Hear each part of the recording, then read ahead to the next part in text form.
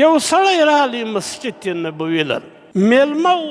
چې ماښام سو نبي علیه صلات وسلام ته ویل چې زه مسافر یم نن ستی میلمه یم دلې خپل کور نه لرم نه یو بله ټیکانه لرم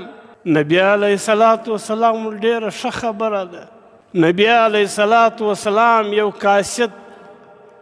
خپلې یو بیبي لره واستوئ چې ته دا زما بیبي څخه پوښتنه وکړه چې په کور کې یو شی شته که نسته نن ماښام یو میلمه دی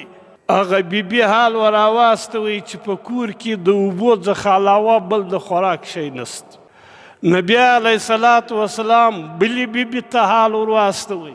له هغه څخه هم دغه جواب رالی چې له اوبو څخه بغیر بل شی نسته د خوراک نبي علیه صلات وسلام بلې بیبي ته حال ور واستوئ د نبي علیه صلات وسلام بیبیګانې متعددې وې د یوې بیبي په کور کې د میلمه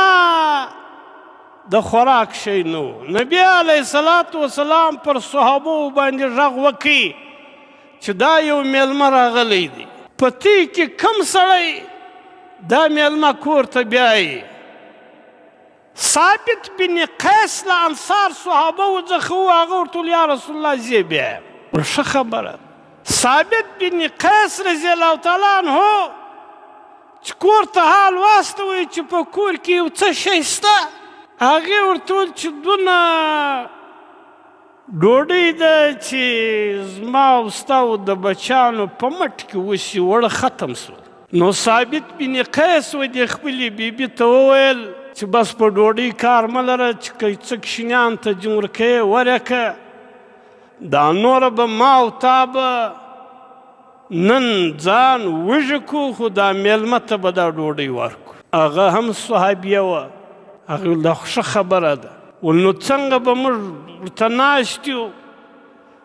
او دی به ډوډۍ خوري دا ښې نو میلمه هم نه خوري ثابت بن قیس رضی الله تعالی عنه ورته ویل چې زما چم زده دی چې کله پر ډوډۍ کښېنستو زه به پخوا خو دا چراغونه و دا چراغ به د جوړېدو په نیت په اخته سم چراغ به مړ کم